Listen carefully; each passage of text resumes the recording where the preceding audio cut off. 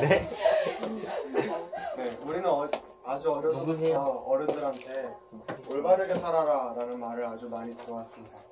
조금 커서는 선생님한테 그런 말을 들어왔죠. 뭐 이런 건 하지 마라, 이런 건 해라, 이런 말들. 그리고 이제 20대에 나가서 사회에 나가게 되면 우리는 사회에서도 그런 말을 들어도 될 것입니다. 올바르게 살아라. 하지만 우리는 정작 왜 올바르게 살아야 하는지에 대해서는 들어본 기억이 거의 없습니다. 하지만 올바르게 살아야 하는 이유를 묻는 이 행동은 정말 중요합니다. 왜냐하면 올바름이라는 것은 우리 삶의 척도가 되기 때문이죠.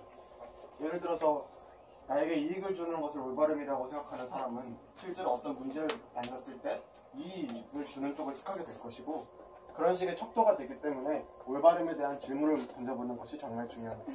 그럼 질문 던져보죠. 왜 우리는 올바르게 살아야 합니까? 근데 글씨가 깨졌네요. 왜 우리는 올바르게 살아야 합니까? 이 질문에 대해서 고대 그리스에 살았던 글라우컨이라는 청년은 다음과 같은 대답을 했습니다. 우리가 올바르게 살아야 하는 이유는 깜빵에 가지 않기 위해서. 네. 다시 말해서 우리는 실제로는 올바르지 못한 것을 좋아하고 그런 것을 더 추구를 하지만, 그러나 올바르지 못한 짓을 하게 되면 처벌을 받기 때문에 올바른 일을 해야 한다는 것입니다. 그렇다면 만약에 올바르지 못한 짓을 하면서 처벌을 받지 않는 상황이 주어진다. 그러면 우리들은 어떤 선택을 하게 될까요? 다시 말해서 투명인간이 되는 것입니다. 처벌을 받지 않으면서도 투명인간이 돼서 마음껏 나쁜 짓을 할 수 있는 상황이 주어진다면 인간은 어떤 행동을 하게 될까요? 사실상 투명인간이라는 이 언어를 떠올렸을 때 우리는 좋은 생각을 하는 사람은 없을 것입니다. 남자들은 뭐 투명인간이라면 반드시 여탕을 가봐야겠다 생각할 거고, 여자들은 자기 뒷담 까는 사람들 몰래 가야지고 그거 몰래 훔쳐와야겠다 뭐 이런 생각을 할 수도 있겠죠. 이게 인간의 본성이니까요. 이거와 관련해서 글라우콘 이거와 관련해서 윤병이다. 이것과 관련해서 고대 그리스에 살았던 고대 그리스에 살았던 글라우콘이라는 청년은 다음과 같은 예시를 들었어요. 기게스의 반지라는 예시인데요. 기게스의 반지는 오른쪽으로 돌리게 되면 사람이 투명해지고 왼쪽으로 돌리면 다시 원래 모습으로 돌아오게 만드는 그런 반지입니다. 기게스의 반지의 내용을 대략 요약하면 다음과 같습니다. 선량한 양치기인 기게스가 어떻게 부도덕한 왕이 되는지를 담은 이야기인데요. 아주 오랜 옛날에 리디아라는 나라에 기게스라는 양치기가 살고 있었어요. 양치기가 양을 치다가 어느 날 지진이 났고, 그 지진에 갈라진 틈 속에서 청동으로 된 목마를 발견하게 돼요.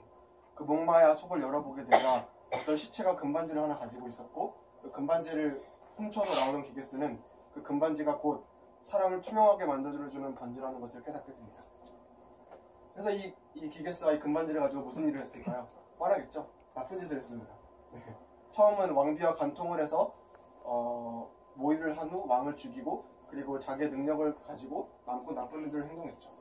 이 기게스의 반지라는 일화를 통해서 우리는 다음과 같은 교훈을 얻을 수 있습니다. 첫 번째,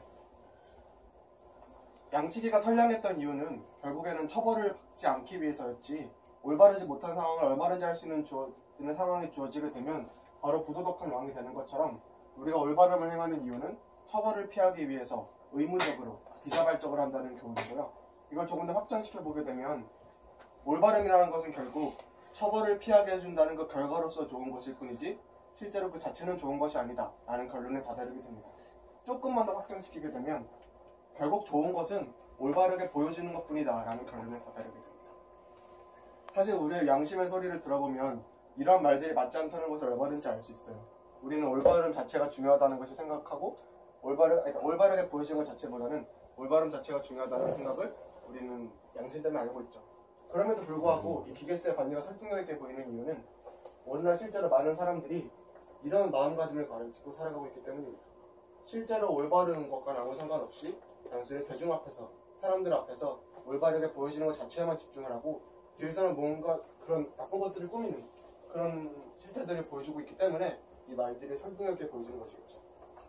그럼에도 불구하고 우리는 이것이 틀렸다라는 것을 알고 있기 때문에 반박하려는 노력들이 필요합니다. 그 노력들이 많이 있을 수 있겠지만 저는 크게 세 가지로 추려보았습니다. 첫 번째, 양심론. 다시 말해서 우리가 올바름을 행하는 이유는 양심 때문이라는 건데요. 우리가 올바르지 못한 짓을 하게 되면 양심이 하지마 이러면서 가책을 주기 때문에 결국 올바르지 못한 삶은 최고의 삶이 아니라는 것입니다. 하지만 이 주장에 문제점이 있어요. 결국 우리가 올바른 행동을 하는 이유는 양심의 가책이라는 두려움 때문에 하는 것이지 정작 올바름 자체가 중요한 이유는 설명하지 못한다는 점에서 문제점이 있습니다. 실패했습니다. 네. 두 번째는 플라톤이 했던 주장인데요. 글라우콘의 말에 반박해서 했던 주장입니다. 플라톤은 먼저 올바름이라는 것이 무엇인지에 대해서 설명을 하고 시작을 합니다. 플라톤에 따르면 올바름이라는 것은 내적 조화를 이룬 상태입니다. 가장 위에 이성이 있고 이성이 의지를 다스리고 욕망을 다스리는 그런 상태를 올바름이라고 말을 했는데 이 올바름이 왜 중요하냐? 올바름을 통해서 가장 높은 이성세계를 발견할 수 있기 때문이죠. 하지만 이 주장에 대해서도 우리는 의문점을 가져야 합니다. 과연 이데알을 발견하는 삶이 우리의 최종적인 목표이자 최종적인 즐거움이 될까라고 생각해 봤을 때 이 이상세계 말고도 현실세계, 우리가 살아가면서 겪게 되는 수많은 일들과 감정들이 무시되는 상황이 발생되진 않을까라는 그런 의문점을 가질 필요가 있겠죠. 됐습니다. 세 번째로는 신의 명령입니다. 신께서 우리 보고 올바르게 살라고 명령을 했기 때문에 우리는 올바르게 살아야 한다는 것이죠. 다시 말해서 우리가 올바르지 못한 짓을 하게 되면 나중에 심판의 날이 됐을 때 신이 너 나쁜 짓 했으니까 지옥 가 이런 처벌을 주기 때문에 다시 말해서 책임을 져야 하기 때문에 올바름을 행해야 한다는 것입니다. 그러나 이 역시 마찬가지로 심판이라는 두려움 때문에 올바름을 행하는 것일 뿐 올바름 자체의 좋은 점을 설명하지 못하는 양심론과 같은 문제점을 갖고 있습니다. 그러므로 실패했습니다. 그렇다면 답은 없는 것일까요? 아닙니다. 저는 성경책에서 그 답을 발견했는데요. 로마서를 보면 다음과 같은 구절이 있습니다. 그러므로 형제들아 내가 하나님의 모든 자비하심으로 너희를 권하노니 너희 몸을 하나님이 기뻐하시는 고락한 산 제사로 드리라. 이는 너희가 들을 영적 예배니라. 로마서라는 책은 한 사람이 자기 죄를 깨닫고 구원을 받고 어떻게 영적으로 성장하는지를 담은 책인데요. 그렇기 때문에 일정한 흐름을 가지고 있어요. 로마서 12장은 그 중에서 어떤 흐름에 위치해 있냐? 하나님께서 앞에서 이러한 일들을 해주셨기 때문에 그러므로 우리는 어떻게 살아야 하는지 그래서 말해주고 있는 것입니다. 그러므로 여러분께서는 이 그러므로라는 강조한 거예요? 그러므로라는 말에 초점을 맞춰주실 필요가 있습니다. 하나님께서 우리가 어떤 일을 해주셨기 때문에 그러므로 우리가 올바르게 살아야 한다는 것이죠. 무슨 말이냐?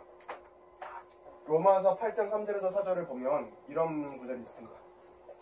이 구절에서 의미하는 바가 무엇이냐면 우리는 실제로 올바르게 살아갈 수 없고 우리의 육신은 연약하기 때문에 율법을 지킬 수가 없어요. 그러나 그럼에도 불구하고 하나님께서 우리에게 예수님을 보내주셨고 율법을 대신 이렇게 해주셨기 때문에 우리는 올바르게 살아보기도 전에 하나님께서 이미 우리를 올바르다고 칭해주신 것입니다. 네. 우리가 올바르게 살아가기도 전에 하나님께서 우리를 올바르다고 칭해주셨기 때문에 우리는 사실상 이론적으로 말하자면 더 이상 올바른 행동을 할 필요가 없어요. 그럼에도 불구하고 하나님께서 이렇게 해주셨기 때문에 비자발적인 의무가 아니라 감사함으로써 자발적인 순종을 하는 것입니다. 앞에서 말했던 여러 예시들은 하나님께서 그냥 우리가 어떤 사건에 휘말려서 하는 비자발적인 의무에 불과하다면 이 성경책이 말해주고 있는 것은 자발적으로 하는 감사함으로 하는 순종이라는 것이죠. 이거를 정리하면 다음과 같습니다. 왜 올바르게 살아야 하는가 하는 앞에 질문에 대해서 대답을 하자면 우리를 구원하신 하나님께서 우리가 그렇게 살도록 하기를 원하시기 때문에 자발적으로 순종을 하는 것이 바로 우리가 올바르게 살아야 하는 이유인 것입니다. 감사합니다. 네, 한 1분 정도 시간이 남았는데 질문